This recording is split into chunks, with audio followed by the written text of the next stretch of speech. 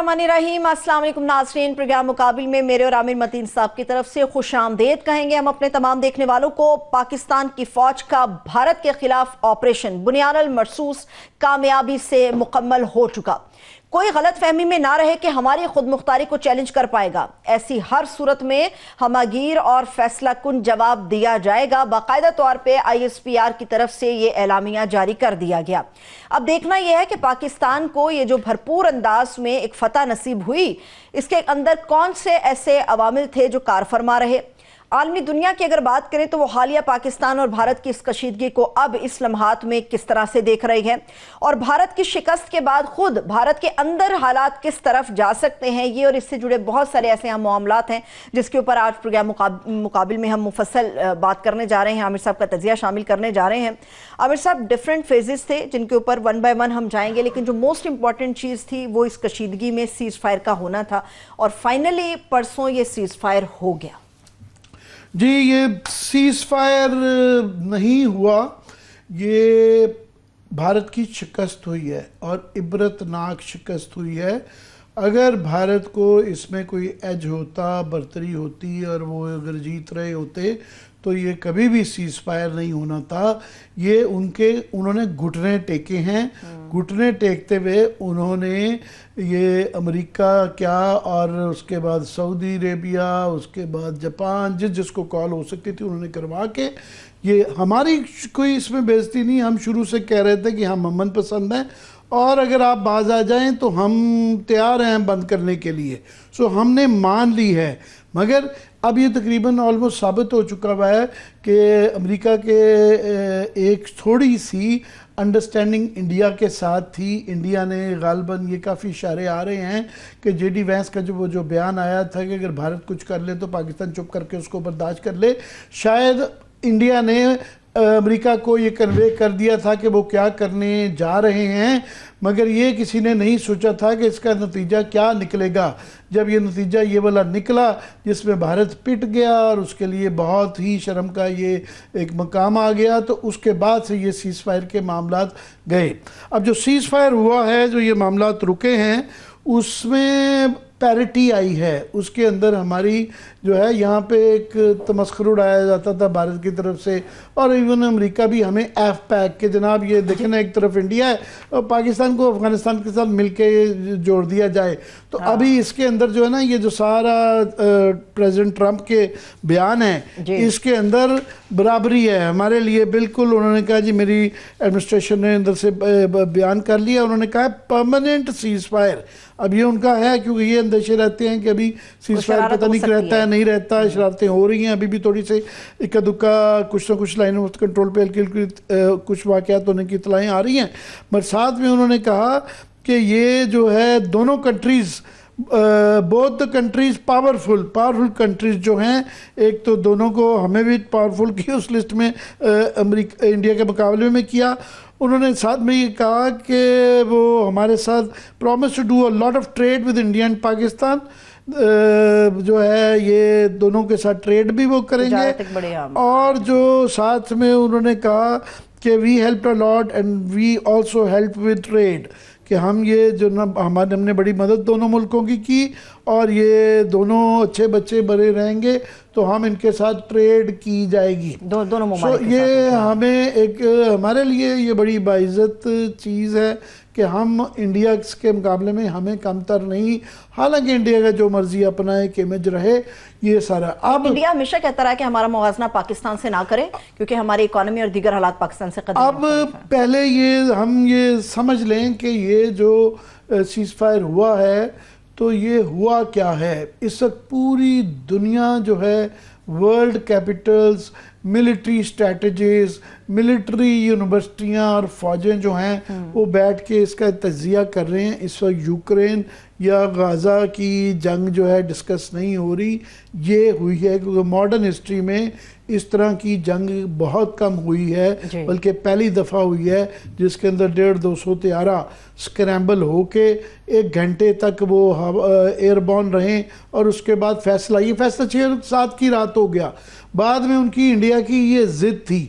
तो ये जो कहते हैं BVR लड़ाई कि इसने नई जो है एक जहत दी है, नई जिद्दत दी है कि जंगें जो हैं we are beyond visual range, कि इस जंग में जो भारत के बेचारे जो 5 जहाज़ गिर गए और वो पायलट जो कि दुनिया के बेहतरीन जहाज़ रफाल और Su-30 और मिग्स रशियन उड़ा रहे थे, बैक्ड बाय इसराइली, उनके साथ मिसाइल और पता नहीं ड्रोन्स और ये ब्ला ब्ला सारे, तो उसमें उन्होंने बेचारों ने ना देखा हमारे जहाज़ ना हमारा मिसाइल, यहाँ तक कि नॉर्मली जब मिसाइल आप उसकी लॉक कर लेता है जहाज़ तो आपके रेडार पे बीप आती है, इतला हो जाती है कि जनाब आप जकड़े जा चुके हैं, दूसरे जहाज़ ने दुश्मन के आपको लॉक कर लिया है। ये हमारे सिस्टम की PL-15 की जो मिसाइल था इतनी खूबसूरती थी उसकी कि उन तक वो बीप भी नहीं आई, और नॉर्मली 2-3 मिनट मिलते हैं जिसके अंदर पायलट अपनी जान बचा लेता है और वो इजेक्ट कर लेता है। इसमें बिल्कुल इतला ही नहीं आती और सिर्फ 9 सेकंड मिलते हैं पायलट को इंडिया के कि वो उसमें सोचना क्या होता है, बस वो बटन अगर दबा ले 1 2 3 और 9 देखे ना 9 सेकंड क्या होते हैं उसमें वो इजेक्ट कर ले। सो ये अभी इतलाएं वो कह रहे हैं कि उनके पायलट बच गए, तो ये बाद में डिटेल्स आएंगी, फिलहाल तो वो इनकारी हैं, मगर इनकार नहीं कर रहे वो, मगर तफसील नहीं बता रहे, मगर पूरी दुनिया में उनका एक ये तमाशा बन चुका है।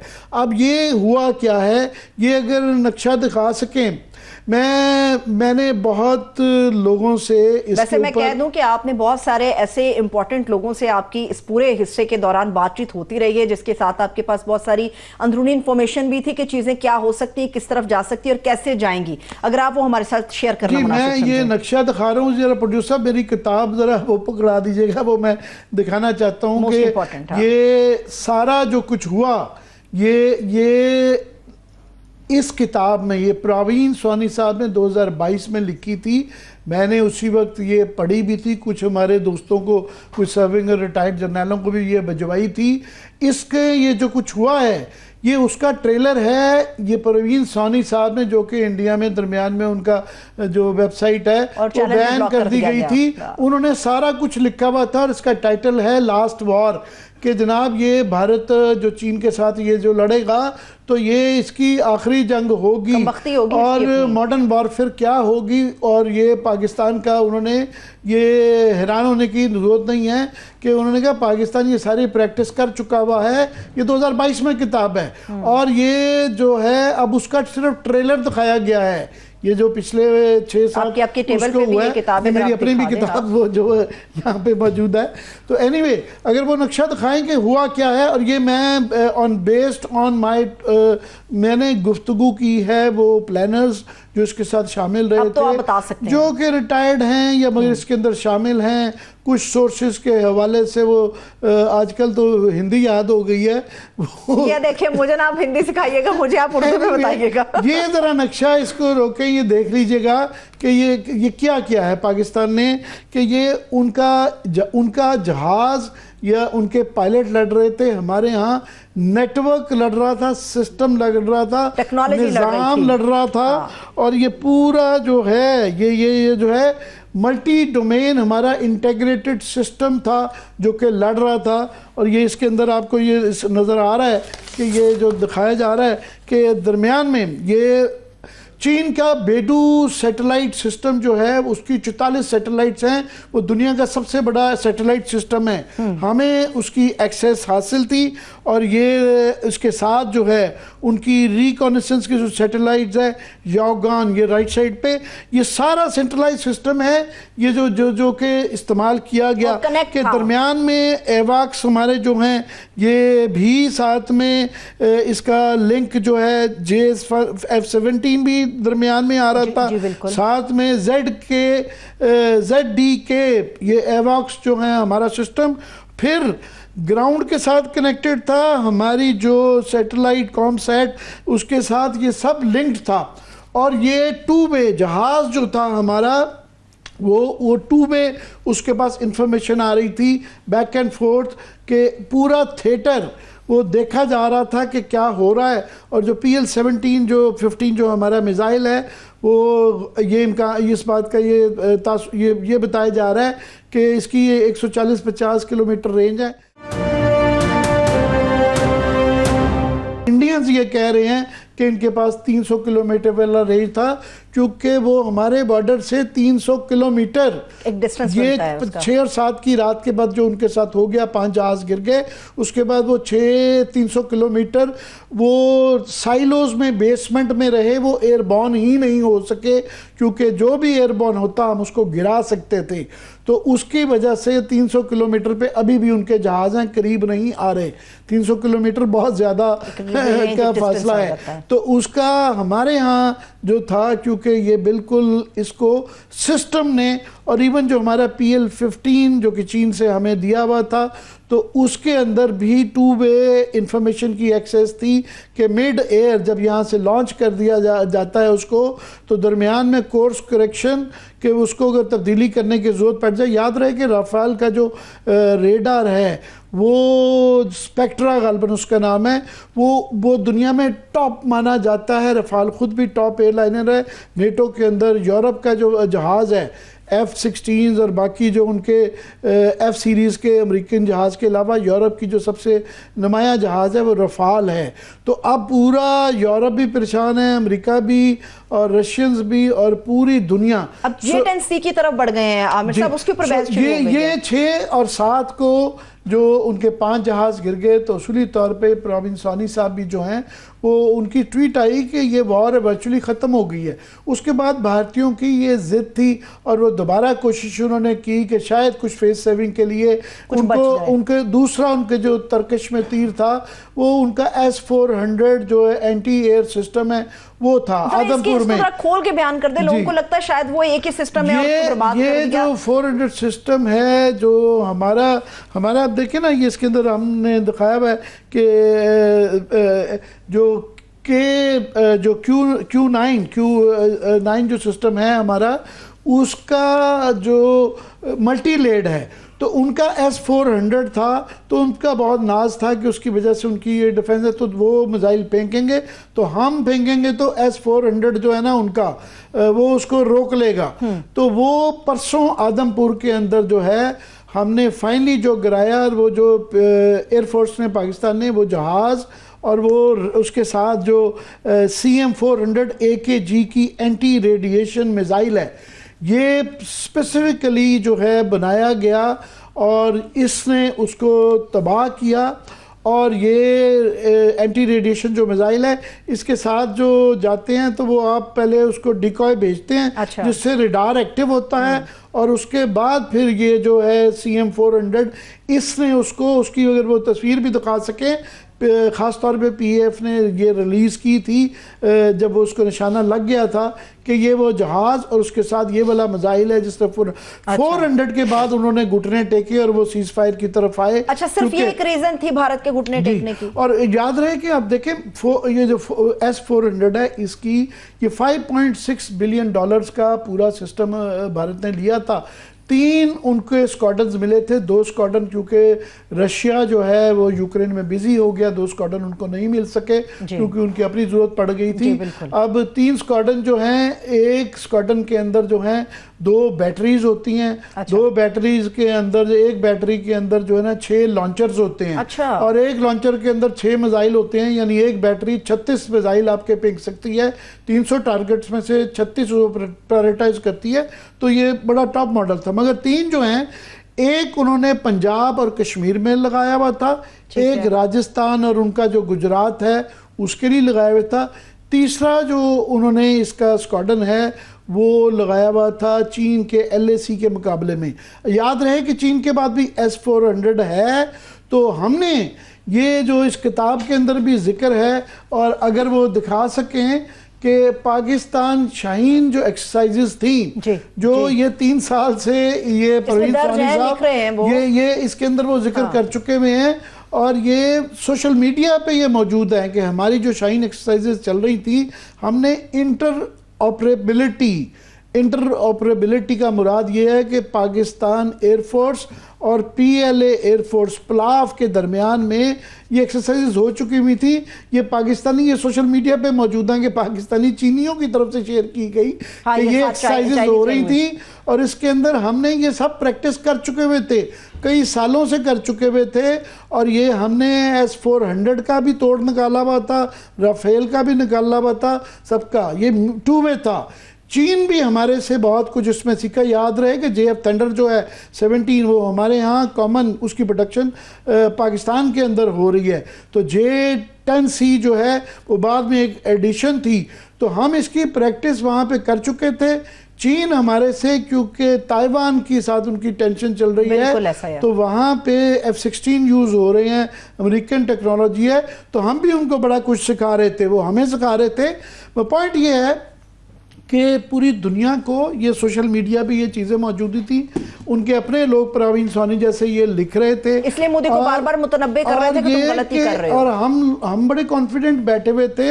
हमारे जो मैं बड़ा मद्दाह हूँ औरंगजेब, AVM औरंगजेब का, क्या स्टाइलिश तरीके से मेजर्ड और एक जिस तरह एक प्रोफेशनल ब्रीफिंग की जाती है टू द पॉइंट, उसमें उन्होंने दुश्मन की भी बेइज्जती नहीं की। उन्होंने कहा जी नहीं, वो भी प्रोफेशनल हैं और उनके पास रफाल भी अच्छा जहाज़ है, मगर अब क्या उनकी सिचुएशन, उनके पास प्लान नहीं था। हम प्लान के साथ गए हैं, नेटवर्क के साथ गए हैं, ट्रेनिंग के साथ गए हैं, हमारी डॉक्ट्रिन थी। अब ये जो डॉक्ट्रिन है, ये अब पूरी दुनिया में ये जो मल्टी डोमेन और जो BVR सिस्टम है, ये अब न्यू नॉर्मल बन गया है, बनेगा कि ये दुनिया भर में स्टडी किया जा रहा है कि जनाब जहाज सिस्टम के साथ नहीं लड़ सकते। ये उनके यहाँ जो है प्लेटफॉर्म था या पायलट था, हमारे यहाँ निज़ाम था पूरा मल्टी डोमेन, और उसके अंदर सैटेलाइट, उसके बाद आपका एवाक्स रेडार सिस्टम, ग्राउंड का हेडक्वार्टर और जहाज़, इन चारों में एक सिंक थी। उस चारों की 2 वे ट्रैफिक जा रही थी और वो बिल्कुल थिएटर पे जिस तरह बच्चे वीडियो गेम खेल रहे हैं वो देख रहे थे। और एयर चीफ जिस तरह उन्होंने कहा, उन्होंने लीड किया इसको और वो खुद उस पर मौजूद थे। तो ये सिस्टम डिवाइस करके हम कॉन्फिडेंट थे कि बैठे हुए थे कि हमारे पास ये प्लान भी था। वो बगैर इंडिया को ये उनके यहाँ जो ये लोग प्रवीण सोनी जैसे जो किताबों में लिखा हुआ, मतलब ये पढ़े इंडिकेट कर रहे हैं। इसका पहला चैप्टर बड़ा इस किताब का मज़ेदार है कि जिसके अंदर वो उन्होंने बताया है कि जेम्स बॉन्ड की फिल्म लगती है कि जो है नरेंद्र मोदी जो है वो G7 की एक मीटिंग कर रहे हैं और वो स्क्रीन आ रही है और एकदम स्क्रीन भी चली जाती है, बिजली भी चली जाती है, इंटरनेट भी चला जाता है, ट्रांसपोर्टेशन भी मफलूज हो जाती है और किसी का किसी से कोई राब्ता नहीं रहता है। जो बॉर्डर के ऊपर चाइना के या पाकिस्तान बैठे हैं उनका लोकल हेडक्वार्टर का GHQ से राब्ता नहीं है। तो 3 दिन तक एक क्योस रहता है, उनको 3 दिन बाद निकलते हैं तो बाहर हर तरफ राख का ढेर है। तो ये जो अभी हमने, क्योंकि ये उन्होंने जल्दी सीजफायर मान लिया, उनको 6-7 को ही मान लेना चाहिए था कि शिकस्त हो चुकी है, मगर फिर ये मोर ओवर किया। तो मोर ओवर के बाद जो फिर मजीद ये आप देखें, जो ये एक तो S-400 गिरना के बाद उन्होंने घुटने टेके, दूसरा जब काउंटर हमने उसको अपने ये हमारे जो 9 बेसिस के ऊपर हमला किया, तो हमने जब काउंटर ऑफेंसिव किया तो उसके बाद जो उनके यहाँ मिसाइल ड्रोन्स जाके गिरे, याद रहे कि हमारे लोग बड़े बैटल्ड हार्डेंड हैं कि दहशत गर्दी का यहाँ सिलसिला पिछले कई दहाइयों से चल रहा है। और अब एक क्या कहें, अभी तशवीश भी होती है, हंसी भी आती है कि पाकिस्तानी कौम का जो रवैया है। अब देखें ना, वो अपनी बंदूकों से ड्रोन गिरा रहे हैं और वो उठा के, वो एक बड़ी सोशल मीडिया पे चल रही है, उसको ड्रोन मिला है, वो दौड़ के उठा के ले गया और वो मोटरसाइकिल पे उसका इंजन लगाने की कोशिश कर रहा है और अजीब एक मीम्स बन रही हैं, एक वो है। सो इनका ये रवैया है। इंडिया में बहुत पैनिक था, उनके बाजार खाली हो गए थे। उन्होंने 50 साल में 71 में भी वो बांग्लादेश के फ्रंट पे रही, तो उनके यहाँ इस तरह की सिचुएशन नहीं देखी थी। पूरे कश्मीर से लेके नीचे तक जो है, तो वो जो पैनिक हुआ और वो उसकी वजह से उनको घुटने टेकने पड़े और ये आइंदा कई सालों तक जो है ये रहेगा। ट्रंप ने बताया कि जी हमने परमानेंट ये सीज फायर करा दिया है।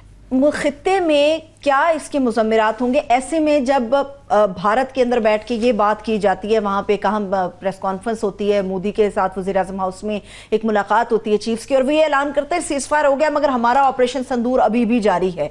तो ये क्या मुज़म्मिरात होंगे इसके फिर इंटरनेशनली अगर हम देखते हैं? जी, ट्रंप साहब ने तो अपनी स्टेटमेंट में ये कहा है कि ये परमानेंट सीज फायर है, और इस वक्त जो हालात हैं जिस तरह की वो पिट गए हैं कि उनको ये रिकूपरेट करने में, अपने ये एंटी एयर को थोड़ा सा वो करने में तो शायद उनकी ख्वाहिश हो सकती है और उसके लिए तैयार भी रहना चाहिए। मगर जो सीज फायर के बाद कश्मीर में जो ड्रोन थे तो मैंने चेक किया था उस वक्त जो है वो जो ये कामिकाजी ड्रोन्स हैं, ये इसकी जो बैटरी है वो 8-10 घंटे तक चलती है। तो वो जो हमने उनके यहाँ छोड़े हुए थे या उन्होंने हमारे यहाँ छोड़े हुए थे तो 8 घंटे तक वो जब वो एक दफ़ा छोड़ दिया जाता है वो वापस नहीं आता ड्रोन, वो 8 घंटे तक जो है ना होवर करता रहता है। अच्छा। और उसने किसी न किसी जगह लगना होता है और उसके अंदर छोटा सा लिमिटेड एक्सप्लोसिव्स भी होते हैं, उसको जो बोथ साइड्स पे ये गिराया जाता रहा, उसकी वजह से फिर थोड़ा सा आर्टिलरी फैल भी रहा था। अब पता नहीं सीज फायर कितना चलता है, ये भारत का एक हमेशा एक वो रहता है कि वो वायलेट करते रहते हैं, मगर और उनकी ख्वाहिश होगी कि वो कोई रिटेलिएट, और इसके लिए हमें तैयार रहना पड़ेगा, हमें अपना हाउस इन ऑर्डर करना पड़ेगा। और ये क्योंकि उनका अब उनके यहाँ ये सोच आ रही है कि हमें ये पंगा नहीं करना चाहिए था, उनकी जो स्ट्रेंथ है वो उनकी इकोनॉमी है, उनका ख्याल है कि अगर वॉर ऑफ एट्रिशन होती है, ये लंबा चलता है, हम एक कॉम्प्रिहेंसिव किस्म का अगर पाकिस्तान को टारगेट करते हैं इकनॉमिकली, ख़ास तौर पे IMF से लेके बाकी जगह, तो हम वहाँ पे कर सकते हैं। और याद रहे उनके पास पैसा बहुत है, हमारे मुकाबले में जो है उनके $650 बिलियन के रिजर्व्स हैं, उनकी जो है 5 ट्रिलियन की जो है उनकी GDP है, हमारे से आप देख लें 11-12% ज़्यादा है, और उनका बजट जो है $80 बिलियन का, हमारा 10-11 बिलियन है। सो वो बड़ा फ़र्क है। और पैसा हो तो असले ख़रीदे जाते हैं और बेचने वाले भी वो होते हैं। वो अलग बात है कि उसकी जो अब ये सबक उनको हासिल कर लेना चाहिए कि अगर असला ख़रीद भी लेंगे तो उसकी डॉक्ट्रिन बनाना, ट्रेनिंग करना, समझाना, बनाना, ये सालों का काम है, और वो भी उसकी at the end of the day फिर आपकी ट्रेनिंग और इसके साथ जज्बा भी चाहिए। और पाकिस्तानी पायलट ये 70 इयर्स में हमने वेस्टर्न फ्रंट, ईस्टर्न फ्रंट और सिचुएशन थी, वो हम बड़े हैंडीकैप थे बांग्लादेश में।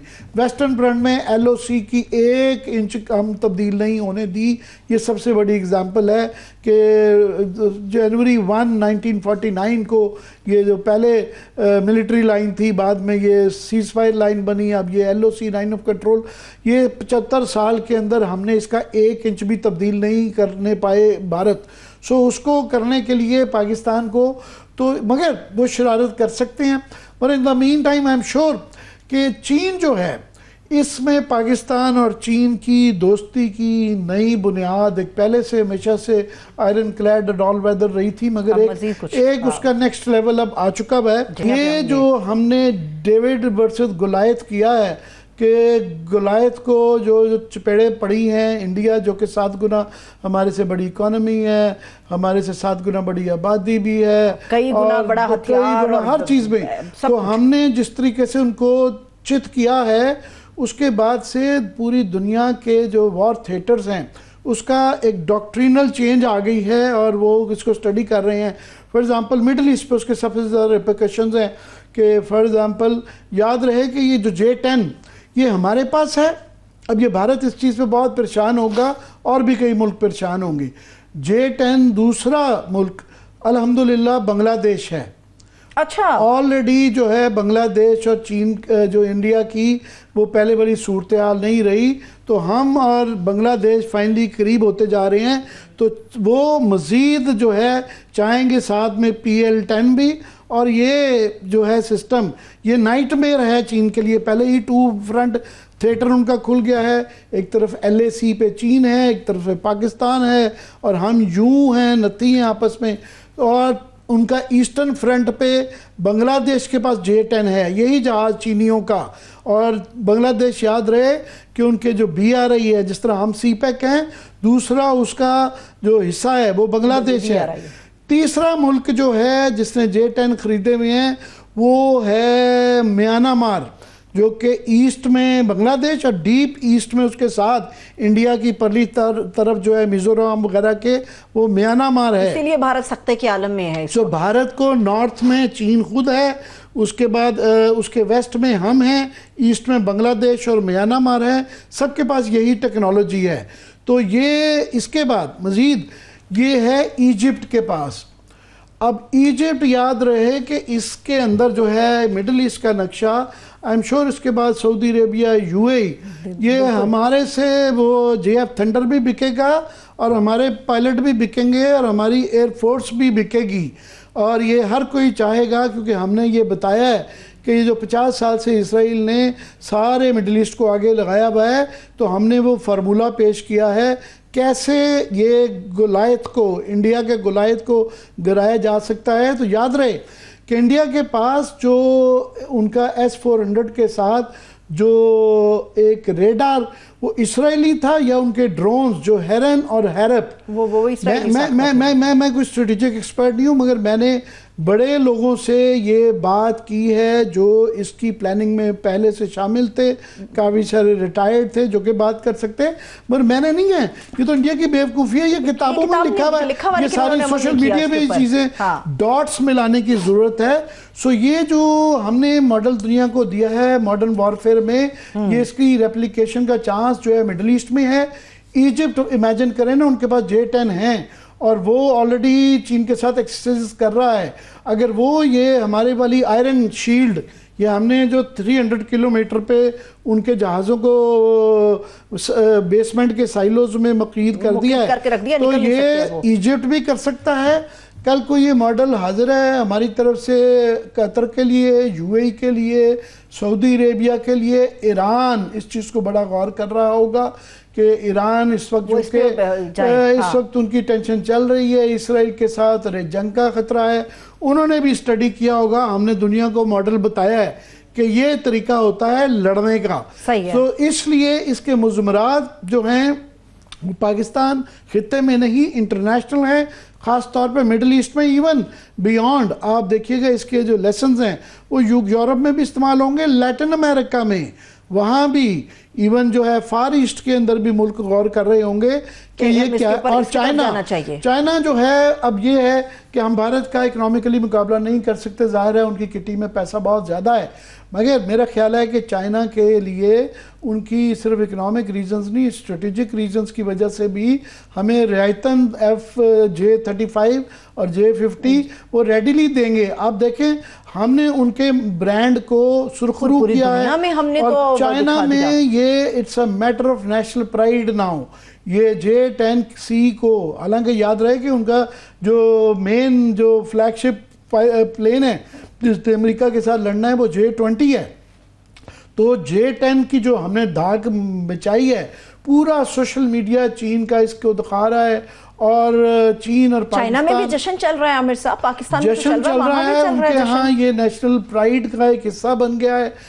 हमारे लिए ऑफ कोर्स ये एक प्राइड भी है, सर्वाइवल भी है हमारे लिए ये बात। अब इसके मुज़मरात जो हैं वो भारत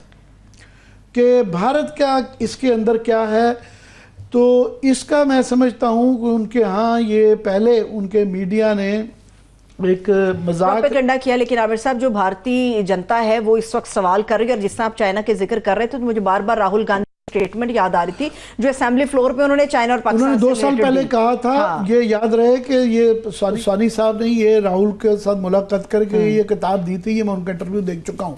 तो राहुल ने ये किताब पढ़ी भी है, वो 2 साल पुरानी तकरीर थी कि हमने भारत ने चाइना और हम चाइना और पाकिस्तान पिछले कई दहाइयों से करीब हैं।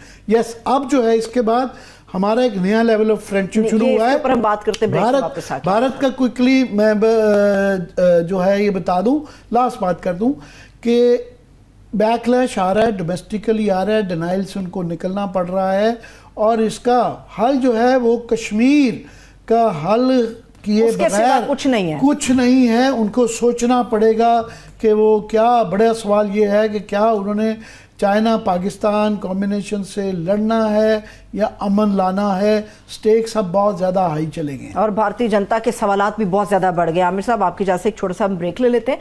जब ब्रेक से वापस आएंगे तो इससे जुड़े और भी कई अहम मामला थे, उसके ऊपर हम बात करेंगे। आप लोग हमारे साथ रहिएगा। ब्रेक के बाद एक मरतबा फिर से खुशामदेद कहेंगे। अब इस पूरे मामले का इकोनॉमी के ऊपर कितना असर पड़ेगा और पड़ सकता है, उसके ऊपर हम बात करने जा रहे हैं। माहिर मैशत हारून शरीफ साहब हमारे साथ मौजूद हैं। सर, बेहद शुक्रिया आपके कीमती वक्त के लिए। जी हारून, हम अपनी डोमेस्टिक इकोनॉमिक्स में तो बाद में आते हैं, पर मैं चाहूँगा आप 15-20 साल आपने इंटरनेशनल इदारों के लिए काम किया है। ये जो इंडिया पाकिस्तान का ये जो स्कर्मिश ही मैं कहूँगा, क्योंकि अभी ग्राउंड पे तो कुछ हुआ ही नहीं है, अजीब सी जंग हुई है कि एयर में ही सारा फैसला हो गया, तो इसके खित्ते पे और दुनिया पे ख़ास तौर पे इकोनॉमिक पॉइंट ऑफ व्यू से क्या असरात हैं और मुज़मरात हैं? जी बहुत शुक्रिया आमिर। आई थिंक बड़ा अहम आपने नुक्ता उठाया। देखिए, मैंने तकरीबन 8 साल यूके गवर्नमेंट को इस खित्ते पे एडवाइस किया और सीनियर रीजनल एडवाइज़र के तौर पे कुछ 7 साल मैं सेंट्रल एशिया और साउथ एशिया को वर्ल्ड बैंक के थ्रू इकोनॉमिक कोऑपरेशन पे काम करता आया। अगर मैं 15 बरस से अब तक की इवोल्यूशन देखूं तो बड़ा क्लियर है कि South Asia as an economic region वो तो फेल हो गया। देखिए ना, साग की तो हमें बहुत देर पहले ओबिचुरी लिख देनी चाहिए थी, और उसकी मेन वजह पाकिस्तान और इंडिया जो दो बड़े प्लेयर्स हैं उनका एक परपेचुअल कॉन्फ्लिक्ट है और एक माइंडसेट है इंडिया में सुपीरियॉरिटी का। हमने बहुत कोशिश की आखिरी वक्त तक, जब हम इसको मोस्ट फेवर्ड नेशन पे काम कर रहे थे, सताजी साहब मरहूम की हिदायत पे मैं काम कर रहा था वर्ल्ड बैंक के प्लेटफॉर्म से, द माइंडसेट जो हमारा वहां पर फंसा हुआ है।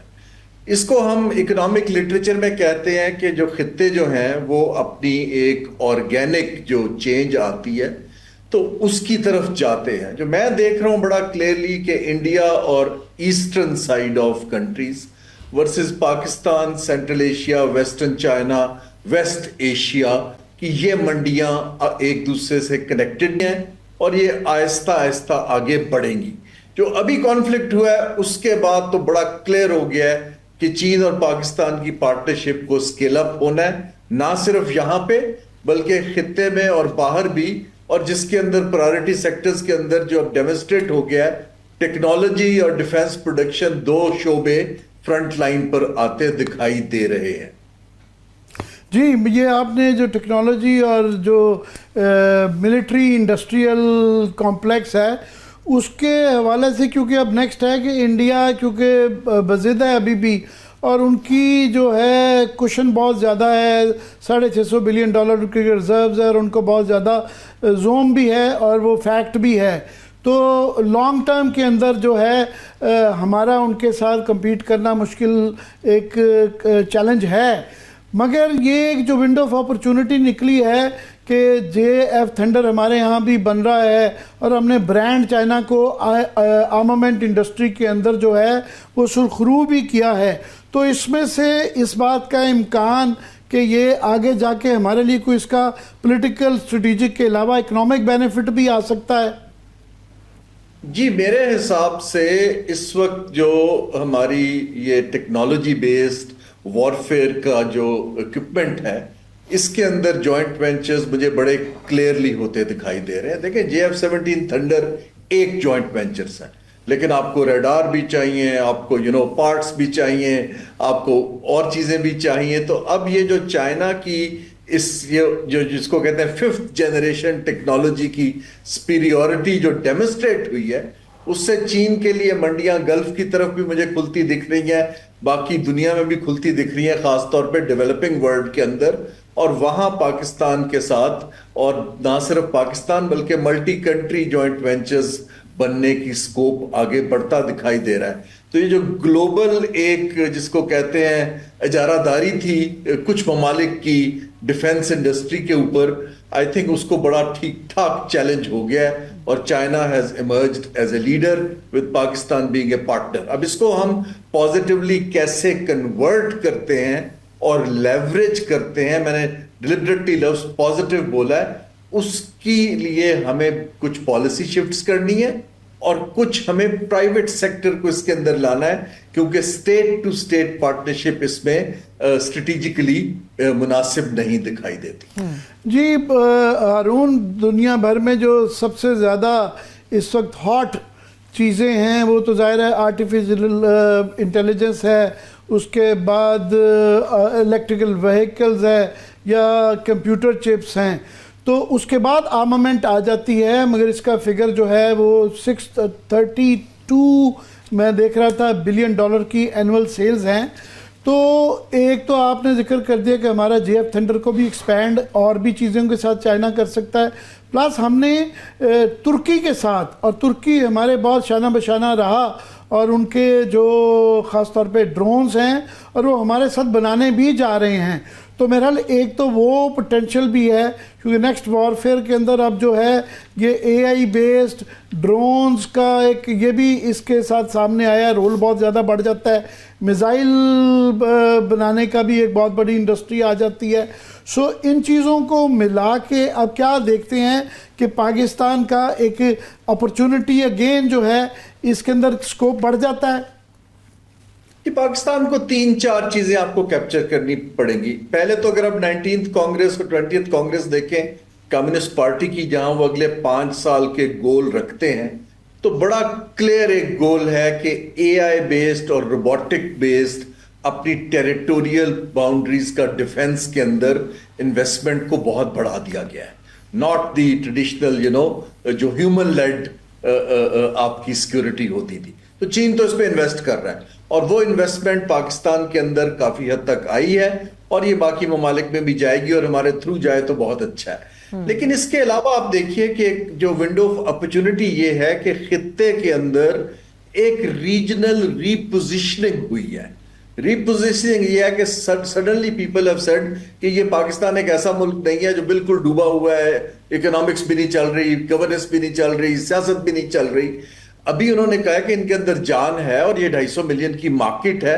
तो बहुत से लोग इस वक्त पाकिस्तान को, खास तौर पे डोनाल्ड ट्रंप ने जो शुरू कर दिया था ये टैरिफ की वॉर, पाकिस्तान को वो एज ए मंडी भी देखना शुरू कर रहे हैं दोबारा, क्योंकि उन्होंने रिस्क को डिवर्सिफाई करना है। लेकिन मैं अभी भी ये बार बार कह रहा हूं, पाकिस्तान को मोमेंट को सीज करना है। पाकिस्तान का एक माइंडसेट है जो IMF की ट्रांच से आगे नहीं सोचता है। हमें इस वक्त बड़ी प्रोएक्टिव रीजनल पोजीशन लेनी है as a market which can work on technology, which can work on defence production, which can work on value added textile, smart agriculture. ये हमारे पास हैं, लेकिन ये सरकार नहीं कर पाएगा। हमें बेस्ट दुनिया की एक्सपर्टीज के लिए दरवाजा खोलना पड़ेगा। जी, आपने बड़ी अहम बात की है कि इस वक्त खित्ते की रीपोजिशनिंग इसके अंदर हो रही है। वैसे तो आलमी तौर पे भी रीपोजिशनिंग इस वक्त जारी है टैरिफ वॉर के नतीजे में। इंडिया के लिए एक बहुत बड़ी चॉइस सामने आ गई है कि इस जो हमारा इंडिया पाकिस्तान का कॉन्फ्लिक्ट हुआ है, जिसके अंदर चाइना ऑफ कोर्स बीच में शामिल था, तो वो आगे चॉइस है क्योंकि उनकी $100 बिलियन की चाइना के साथ ट्रेड भी है। सो दोनों चीज़ें साथ साथ उनकी चलती थी, टेंशन और एक मिनिमम कॉपरेशन भी जारी था। सो आगे क्या उन्होंने इसको आगे बढ़ाना है इस अदावत को, और अगर नहीं बढ़ाना तो ये अगर इससे कोई सबक सीखें तो इसके लिए मैं समझता हूँ कश्मीर का मसला हल किए बगैर पाकिस्तान और चीन के साथ, चीन बाय द वे पार्टनर है लद्दाख के इशू के अंदर, कश्मीर के अंदर डायरेक्टली, सो इसके हल हुए बगैर नहीं होता। तो क्या आपके ख्याल में नोइंग चीन जो भारत जो है इन दोनों चॉइसेस में पीस और वॉर या पीस और टेंशन, क्योंकि हमारे साथ अब चीन नथी हो चुका हुआ है, सो ये अलहदा दोनों चीज़ों के साथ नहीं किया जा सकता, इसको हाइफनेटेड करके नहीं चल सकता, क्या कहेंगे? जी आमिर, जो मुझे दिखता है अगर तो रैशनल चॉइसेस लें पॉलिटिशियंस हिंदुस्तान के, मोदी साहब अपने माइंडसेट जो चला आ रहा है जो बदलना मुश्किल दिखाई देता है, फिर तो उनको एक डिवर्सिफाइड पार्टनरशिप करनी चाहिए जिसमें चीन एक अहम मुल्क दिखाई देता है। और ट्रायलैटरल पाकिस्तान, इंडिया और चाइना का अगर कोई डायलॉग होता है टेरिटोरियल डिस्प्यूट पे तो वो ज्यादा इफेक्टिव होगा, बजाय इसके, क्योंकि वो स्टेक होल्डर हैं, बजाय इसके कि अमेरिका इसका चौधरी बने और दरमियान में आए। ये तो मैं रैशनैलिटी की बात कर रहा हूं। मुझे यूएस और जो इंडिया की एक स्ट्रेटेजिक पार्टनरशिप है उसके अंदर भी थोड़े बहुत क्रैक्स फ्यूचर में दिखाई देते हैं। बहुत शुक्रिया हारून, आप हमेशा हमारे लिए वक्त निकालते हैं। और दुआई की जा सकती है कि अपॉर्चुनिटी है, और इस खास तौर पे इस फतह के बाद और भी अपॉर्चुनिटीज हो सकती हैं, प्रोवाइडेड कि हम फायदा उठा सकें। चलिए, बहुत शुक्रिया, थैंक्स सो मच। देखने वालों का शुक्रिया, इजाज़त दीजिए, अपना ख्याल रखिए, खुदा हाफिज़।